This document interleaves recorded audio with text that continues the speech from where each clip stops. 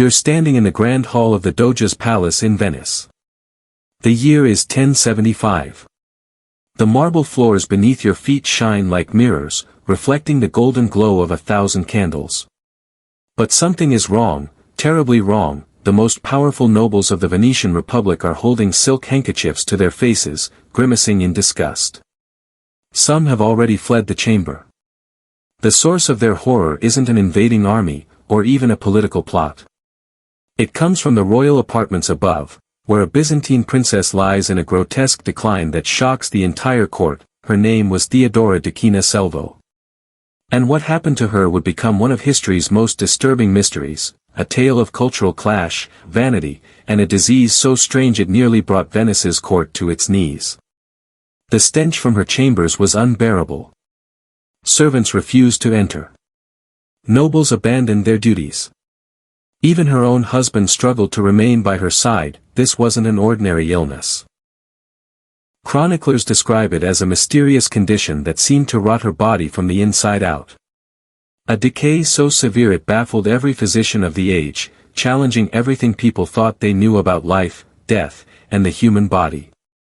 But before we dive into this forgotten story of palace intrigue and medical terror, don't forget to like, subscribe, and comment below where you're listening from. It amazes me that we can explore these medieval mysteries together, across time and space. Because what you're about to hear isn't just another tale of royal tragedy. It's the story of how one woman's lifestyle, and her foreign ways, sparked fear, scandal, and even the belief that her fate was divine punishment. At the center of this nightmare was no ordinary princess. Theodora Doukaina came from Constantinople, the jewel of the Byzantine Empire, perhaps the most advanced city in the medieval world. While much of Western Europe still struggled with sanitation and basic urban planning, Constantinople boasted running water, grand architecture, and cultural refinements the West wouldn't see for centuries. When Theodora arrived in Venice in 1075 to marry Doge Domenico Selvo, she carried with her a way of life that would both fascinate and scandalize her new subjects. Venice. These two women, separated by time, but united by their Byzantine origins, would become forever linked in a legendary tale of cultural warfare disguised as moral judgment. And the story begins with something that seems almost laughably innocent, a dining utensil. When Theodora sat down for her first formal meal in the Doge's palace, she produced an object that made the assembled nobles gasp in horror and fascination. It was small, elegant, and made of gold, two slender prongs extending from an ornate handle. To a Byzantine princess, this was nothing unusual. It was simply a fork, a tool used in Eastern courts for generations. But to the Venetians, it was an abomination. Picture the scene: Theodora, resplendent in shimmering silks, jewels catching the candlelight, delicately lifting morsels of food to her lips, never once touching her meal with her fingers. Around her, hardened merchants and seasoned diplomats sat in stunned silence. Whispers rippled through the hall. What kind of woman refuses the use of hands, the very tools given by God? What does this strange device mean? And worse still, the fork bore an eerie resemblance to the devil's own pitchfork. To us, it may sound absurd.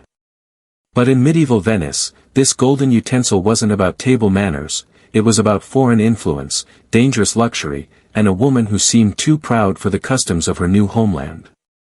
Religious authorities were especially outraged. If such vanities spread, what corruption might follow? But the fork was only the beginning. Theodora's daily habits shocked Venice just as much. While most Venetians bathed rarely, believing frequent washing could make you sick, she insisted on elaborate bathing rituals, using only rainwater collected in special vessels.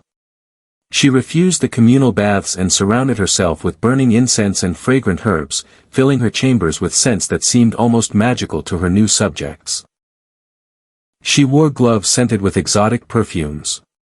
She introduced finger bowls, napkins, and candles crafted to burn with a brilliance the Venetians had never seen. To them, these were not just luxuries. They were threats. And to understand why, you have to picture Venice in 1075, a rising city of trade and power, but still a place of muddy streets, foul smells, and rough, practical living. Against that backdrop, Theodora's foreign refinements looked less like elegance, and more like arrogance. This was a world steeped in odor. The smell of unwashed bodies, animal waste, and rotting food scraps filled the air. At best, the wealthy might carry small bouquets, nosegays, to mask the stench. But the idea of perfuming entire chambers, of surrounding oneself with within the Doge's palace, Theodora recreated a miniature version of Constantinople's imperial court. She brought with her ladies-in-waiting, chamberlains, pages, and a strict hierarchy of service. She expected the same ceremonial honors she had received as a Byzantine princess, transforming the informal Venetian court into something resembling the distant, dazzling world of the Eastern emperors. Her clothing was another revelation. While Venetian women wore practical garments suited to their seafaring lives, Theodora appeared in silks of astonishing fineness, embroidered with gold, shimmering with colors the Venetians had never seen. Her jewels weren't simple ornaments, but elaborate Byzantine creations that seemed almost alive, catching and reflecting the candlelight in ways that felt supernatural. Even her dining habits became the stuff of legend. Her table service was made of pure gold and costly rock crystal, materials so rare they symbolized wealth beyond Venetian imagination. Every meal was staged like theater, with multiple courses presented on dishes that were themselves works of art. This stood in stark contrast to traditional Venetian dining, where even the wealthy often ate with their hands from plain wooden or pewter vessels. But what unsettled her new subjects most was her attitude. Theodora showed no shame in her luxuries. She didn't view her lifestyle as excessive or spiritually dangerous. To her, it was simply the mark of civilization, proof of art, craftsmanship, and cultural achievement. To the Venetians, however, it looked like arrogance. To some, even blasphemy. The idea that luxury might be morally corrupting was completely foreign to Theodora's worldview. In Constantinople, refinement wasn't dangerous, it was celebrated. Art, beauty, and wealth were signs of civilization, achievements of human culture, not threats to spiritual purity. The notion that that change created two bitterly opposed factions. On one side, the progressives, who embraced sophistication as proof of Venice's growing power and wealth. On the other, conservatives, who warned that foreign influence was corrupting the city's identity and leading it astray. Theodora had become the center of a cultural war that extended far beyond her own choices. And then, came the breaking point. Because when illness struck, medieval medicine had no answers. Physicians understood little about disease, hygiene, or the role of the environment in health. And in that ignorance, suspicion turned toward the princess herself. When someone fell ill in the Middle Ages, especially with mysterious or dramatic symptoms, the cause was rarely seen as physical. More often, it was blamed on morality, sin, or even the supernatural. And palace life in the 11th century was the perfect breeding ground for disease. Crowded halls, poor sanitation, stale air, and the constant accumulation of waste made sickness a part of daily life. Even the grandest feasts could turn deadly, with spoiled food or tainted wine leading to outbreaks of illness. The wealthy had better access to doctors, but medicine in this era was guided more by superstition and ancient theory than by any real understanding of disease. It was in this atmosphere, of cultural tension and medical ignorance, that disaster struck. The princess who had scandalized Venice with her foreign customs was about to become the center of a mystery so horrifying that whispers of it would echo through history. Theodora Doukaina Selvo would be transformed, from a controversial woman into a legend, a cautionary tale of excess, foreign influence, and the terrifying whims of fate. At first, the symptoms were subtle. It wasn't the familiar fragrance of incense or exotic perfumes that had become her signature. This was something organic. Something unsettling. Something that grew stronger with every passing day. Within weeks, the atmosphere of the palace became unbearable. Even seasoned servants, people who had spent their lives enduring the stench of medieval life, found themselves unable to enter her chambers without gagging. The finest perfumes and aromatic herbs, once capable of masking anything, proved useless. Whatever was happening inside those gilded doors was beyond concealment. Theodora herself seemed aware that something was wrong. But medicine in the 11th century had no way to explain it. Even Byzantine physicians, more advanced than their Western counterparts, were baffled. They prescribed the usual remedies, bloodletting, herbal potions, special diets, and endless prayers. But nothing slowed the progression of her mysterious decline. Palace life began to revolve around the crisis. Servants devised elaborate routines just to care for her, leaving food and supplies at her door, then retreating quickly with perfumed cloths pressed to their faces, desperate to avoid the sickening stench that now haunted the palace halls. Even the most loyal members of her household began finding excuses to avoid their duties. The psychological impact on the palace was profound. These were people who lived with death as a constant companion. Infant mortality was high. Plagues swept through cities. Violence and accidents were common. But this was different. It defied their understanding of the human body, of illness, of death itself. Contemporary accounts describe servants crossing themselves when they passed near her chambers, not from devotion, but from a primitive fear that whatever was afflicting the princess might somehow reach them. The elaborate court ceremonies that had defined palace life were quietly abandoned. Nobles found excuses to conduct business elsewhere. And Doge Domenico Selvo, her husband, was trapped in an impossible situation. Political marriages of the era were alliances, not love matches. Yet he had come to genuinely respect Theodora's intelligence and sophistication. Now he watched helplessly as she suffered from a sickness no one could explain or treat, all while trying to uphold the dignity of his office and the smell emanating from the princess's body grew so unbearable that even physicians could not remain in the room long enough to examine her properly. They were forced to rely on second-hand accounts from servants, people who themselves could barely tolerate being near her. Historical descriptions are almost too disturbing to imagine. Theodora's body seemed to break down in a way that defied all understanding. An unnatural odor spread throughout the palace, clinging to anyone who entered her chambers. Her skin appeared abnormal. Her limbs began to deteriorate. Bedding and clothing could not be washed, they had to be discarded. Even the walls of her room seemed to absorb the stench, leaving them uninhabitable. Servants tried everything to mask it, rare incense, precious oils, exotic herbs, but nothing worked. And Theodora experienced it all fully conscious. Unlike illnesses that might dull the mind, she remained alert, aware of the revulsion on the faces around her. She could watch servants flee in horror and understand that she had become something unbearable to witness. The isolation was perhaps as cruel as the disease itself. The woman who had once arrived in Venice surrounded by a lavish Byzantine-style court now found herself almost entirely alone.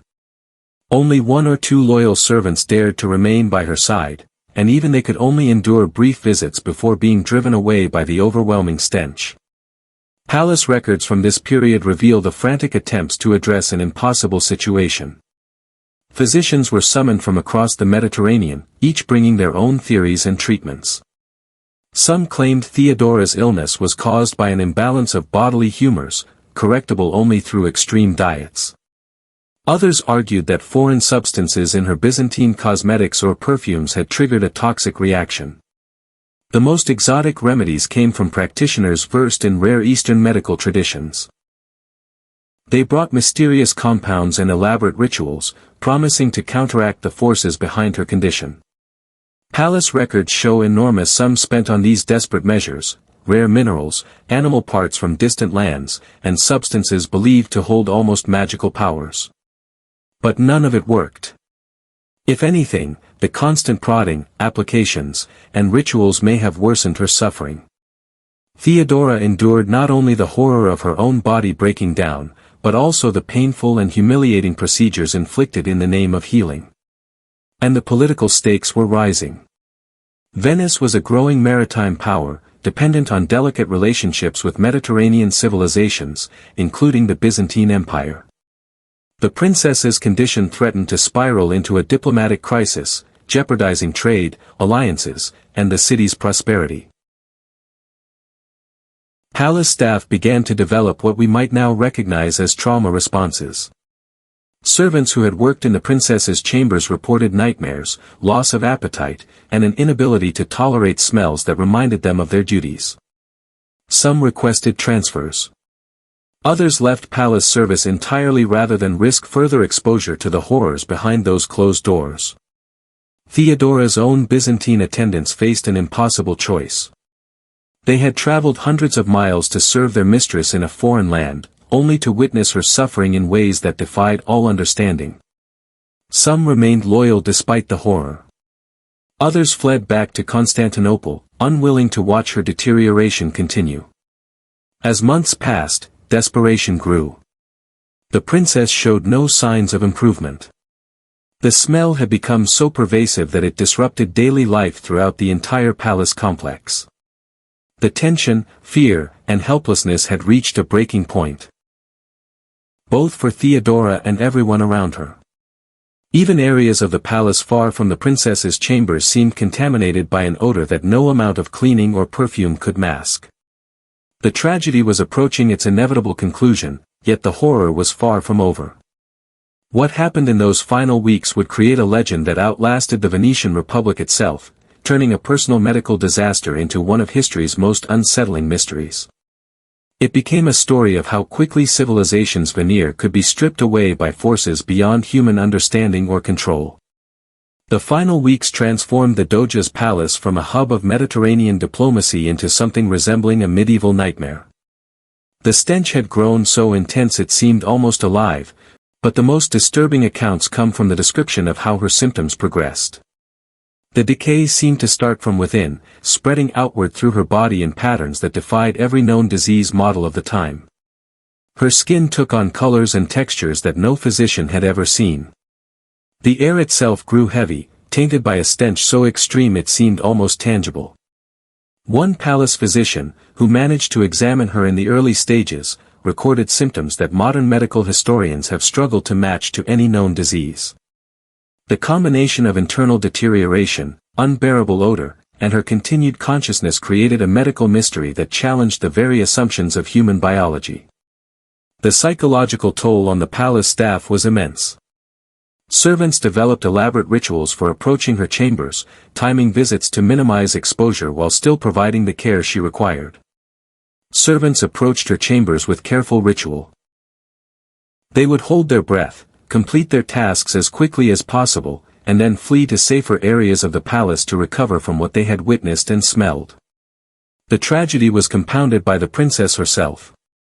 Historical records suggest that she fully understood what was happening to her and the impact it had on those around her. She reportedly tried to minimize contact, aware that her presence caused genuine physical distress. Even as her condition worsened, she clung to fragments of her former life. She requested that her chambers be perfumed with the exotic incense she had brought from Constantinople. Once a symbol of sophistication and luxury, these aromatic substances now served a desperate practical purpose. The contrast between her past elegance and her grim reality must have been psychologically devastating. The economic impact extended far beyond medical expenses. Furnishings, hangings, and even structural elements of the palace had to be replaced after becoming contaminated by the persistent odor. Craftsmen were employed to seal walls and floors with special compounds in a vain attempt to contain the stench. Despite these efforts, trade delegations and diplomatic visitors began avoiding the palace entirely.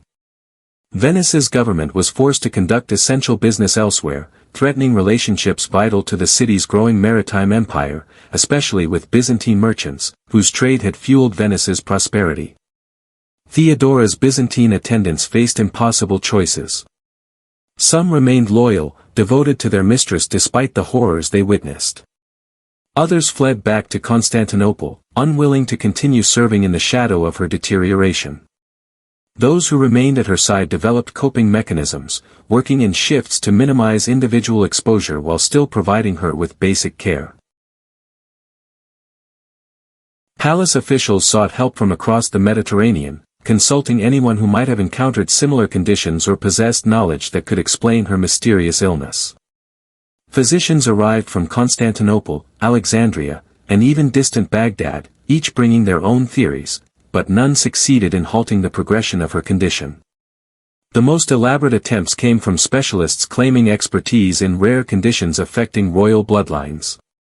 Some proposed that centuries of strategic Byzantine marriages had created physiological vulnerabilities, triggered under specific environmental conditions. Others focused on her extensive use of exotic cosmetics and perfumes, suggesting that these substances had reacted with Venice's climate and water, and proposed elaborate purification rituals to cleanse her body. None of these treatments provided relief. If anything, they added to her suffering. As traditional medicine failed, the palace's desperation only grew. Scholars were consulted, poring over ancient Greek and Roman medical texts in search of guidance. References were scarce and abstract, offering little practical solution. Meanwhile, the princess's condition began to affect her surroundings. Persistent moisture and chemical changes from her illness damaged wood, fabrics, and even stone. Engineers reported that the very walls of her chambers seemed to deteriorate, as though the palace itself was succumbing to the same force destroying its royal occupant. Contemporary accounts described the final stages of her illness as nearly beyond comprehension, a spectacle of human frailty and the limits of medieval knowledge. The odor had grown so intense that it could be detected from a considerable distance outside the palace. Venetian citizens began avoiding entire districts downwind from the Doge's palace. Merchants reported that goods stored in nearby warehouses had been contaminated by the persistent stench. The princess's mental state during these final weeks remains one of the most tragic aspects of her story. Historical records suggest that she retained full intellectual capacity and emotional awareness, even as her body underwent this horrifying transformation. Financial records from this period reveal the enormous costs of managing her condition. Beyond medical expenses, the palace spent vast sums on replacement furnishings, structural repairs, and the constant burning of aromatic substances in a desperate attempt to mask the odor. Even wealthy Venice strained under the economic weight, demonstrating the far-reaching impact of what had become a palace-wide environmental disaster. The princess's condition also created unprecedented challenges for palace security, as officials struggled to protect both her and the integrity of the palace from the chaos the illness had unleashed. Guards struggled to maintain their posts near her chambers, while the disruption to normal palace routines made it difficult to monitor who entered or left. The odor itself became an unintentional security system. Unauthorized visitors would immediately retreat when confronted by the overwhelming stench that permeated much of the building. Historical accounts suggest that during her final weeks, only 1 or 2 servants remained willing and able to provide direct care. These extraordinary individuals, whose names are unfortunately lost to history, demonstrated a level of devotion and courage that impressed even hardened palace officials. The princess herself continued to show remarkable strength of character. She reportedly wrote letters to her family, handled with extreme care due to contamination concerns. The contents of these letters, if they survived, would offer priceless insight into her mental state during this horrific ordeal. Palace physicians kept detailed records of her final days, creating documents that would become legendary in medical circles for centuries. These accounts described physiological changes that defied every known assumption about human anatomy and deterioration. Modern historians still struggle to correlate these descriptions with any known disease. Even palace wildlife reacted to her condition. Animals that had once roamed freely now avoided entire sections of the building. Rats and insects, normally attracted to food, seemed to flee the areas affected by her illness, suggesting that her very presence created an environment hostile to life itself. As her ordeal neared its end, Theodora was completely isolated. The few servants who attended her could only remain for minutes, and even those brief visits left them physically ill and emotionally traumatized. She faced her final days essentially alone, cut off from the sophisticated court life that had once defined her identity, surrounded by the evidence of her body's mysterious collapse. The legend surrounding her death was already taking shape while she still lived. Whispered conversations throughout the palace spoke of mysterious forces capable of transforming a healthy young woman into something that challenged the very boundaries between life and death. These stories would eventually spread throughout Venice and beyond, outlasting the Byzantine Empire itself. When death finally came to Princess Theodora in 1083, it was both a mercy and a moment that would echo through centuries of European folklore. The woman who had once dazzled Venice with her Byzantine sophistication died alone in chambers that had become uninhabitable to everyone but herself. Servants who discovered her body reported that even in death, the mysterious condition that had plagued her final years showed no sign of abating. Palace officials faced an unprecedented challenge in handling her remains. Traditional funeral preparations were impossible due to the state of her body and the overwhelming odor. The elaborate Byzantine funeral rites that would normally have honored her status had to be abandoned in favor of practical measures to contain what had become a public health crisis. The Doge himself, Domenico Selvo, was forced to make decisions that would have been unthinkable under ordinary circumstances. Historical records show that he authorized the immediate sealing of the princess's chambers, effectively creating a tomb within the palace. The rooms where she had lived and died were walled up with stone and mortar, transforming sections of the Doge's palace into a permanent memorial to one of medieval history's most disturbing medical mysteries. Venetian craftsmen worked tirelessly, but even experienced builders struggled with the conditions. They labored in shifts, wearing cloth masks soaked in vinegar and aromatic oils, and could work only briefly before the overwhelming odor forced them away. The construction itself became part of the legend. Tools corroded faster than usual, and mortar appeared to set differently in the contaminated environment. The immediate aftermath rippled far beyond the palace walls. Merchants who had conducted business with the palace discovered that their goods had absorbed the persistent stench, making them nearly unsellable. Some traders were forced to dump entire shipments into the lagoon rather than risk contaminating other merchandise or vessels. The tale of Theodora Doukaina Selvo reminds us that history's most haunting mysteries often lie hidden in palace archives and forgotten chronicles. Her story reveals how cultural collision, medical ignorance, and human vanity can converge into a tragedy that transcends time. Whether her fate was cosmic justice or a medical catastrophe, the doomed princess became an enduring warning, a stark testament to the dangerous intersection of power, excess, and the unknowable forces that govern human existence.